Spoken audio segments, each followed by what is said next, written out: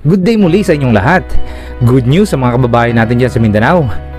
Sa video na ito ay sisilipin natin ang mga iba't ibang proyektong ginagawa at gagawin pa lang ng gobyerno sa ilagang bahagi ng Mindanao o ang Promised Land. Bakit nga ba tinawag na Promised Land ng Mindanao? Dahil dito sa mayamang biodiversity at natural resources. Ito ang listahan ng ilang proyektong ginagawa sa ilagang bahagi ng Mindanao. Magsimula tayo sa Cagayan de Oro o kilala rin sa tawag na City of Golden Friendship.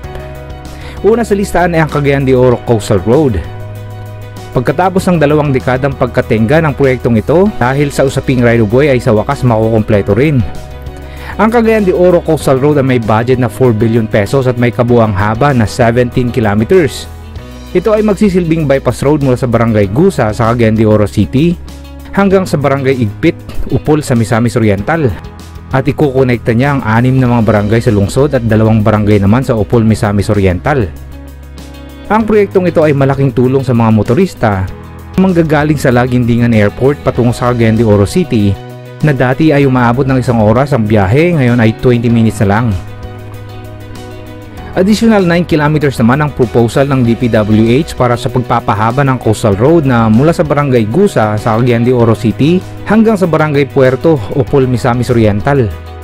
Kasama ng budget para sa street lights, bike lanes at iba pang mga pagpapaganda sa coastal road. Ayon kay Secretary Mark Villar, maaaring matapos ang proyekto sa 2024. Isa pang proyektong ginagawa sa Cagayan de Oro, ang Cagayan de Oro Flood Risk Management Project. Layunin ng proyektong ito ang protektahan ng 290 hectares at 18,000 na mga structures. Ito ay may budget na 8.55 billion pesos.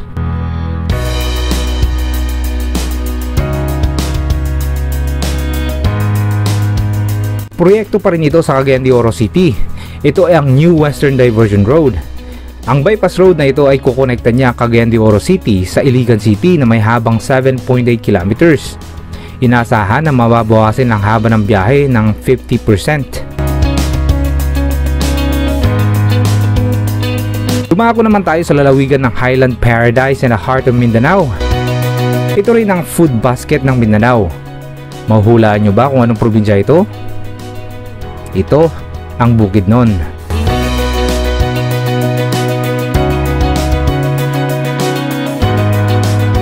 Ilang mga proyekto rin ang itatayo sa lalawigang ito. Kasama na dyan ang Bukidnon to North Cotabato Connector Road. Ang 32.7 kilometers Bukidnon North Cotabato Connector Road ay magsisimula sa Barangay Puntian sa Quezon, Bukidnon at magtatapos sa bayan ng Arakan sa North Cotabato. Ang master plan ay pagdudugtungin ng 3 road projects, ang Davao to Calinan Bukidnon Road, Digos to Cotabato Road, at ang Paco to President Roxas to Antipas Arakan Road.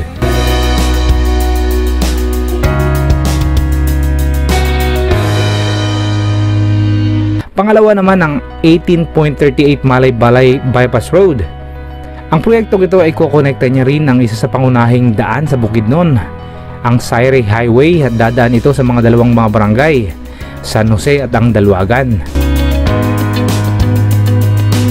Sa Bukidnon pa rin ang project na Valencia Bypass Road. Ang 13 kilometers na Valencia Bypass Road ay dadaanan niya ang mga barangay na Mailag, Bagong Taas at Lombo sa Bukidnon at inaasahan na magpapadalis na mag-transport sa mga raw materials mula sa mga production areas hanggang sa pamilihan.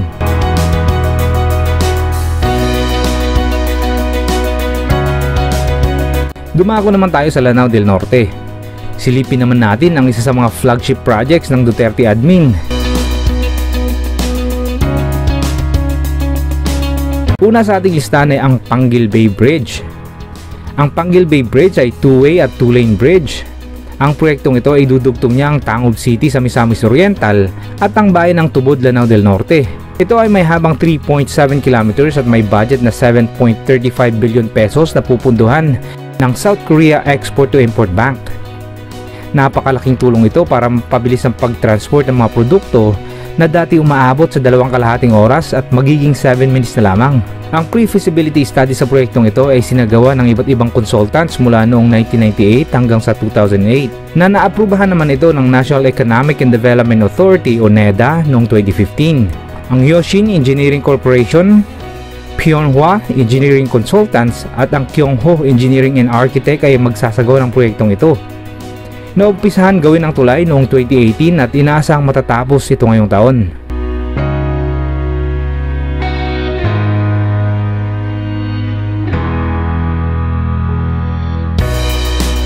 Parte pa rin ng Lanao del Norte ang Iligan City at ilang proyekto rin ang ginagawa dito. Una ang Iligan City Coastal Road. Ang Iligan City Coastal Road ay may habang 5.37 kilometers. Dadaan ito sa mga barangay na Santa Filomena at Tambakan sa Iligan City. Inaasahang mababawasan ang oras sa paglalakbay hindi bababa sa 50%.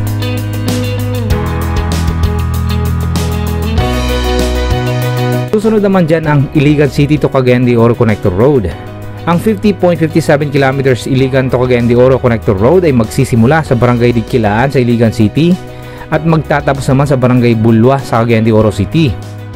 Inaasahan na mas mapabilis ang biyahe mula sa nasabing lugar at mababawasan din ang sikip ng trapiko sa BCIR o ang Butuan to Cagayan de Oro to Iligan City Road.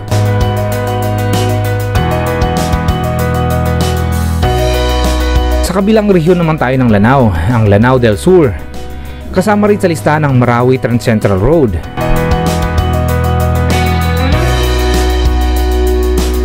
Hindi ko nababanggitin ang hindi kagandahang nangyari sa Marawi City noong nakarang taon. Ngunit dulot ng armed conflict na ito ay pagkasira ng mga struktura kasama ng daan sa Marawi. Ang gobyerno ay kasalukuyang nagsasagawa ng rehabilitasyon sa nasabing lugar at isa sa mga focus nilang ayusin ang Marawi Trans Central Road. Ito ay binubuo ng tatlong bahagi. Ang unang bahagi na ito ay may habang 18.97 kilometers at may budget na 970 million pesos. Inaasahan na matatapos ang proyektong ito sa June sa kasalukuyang taon.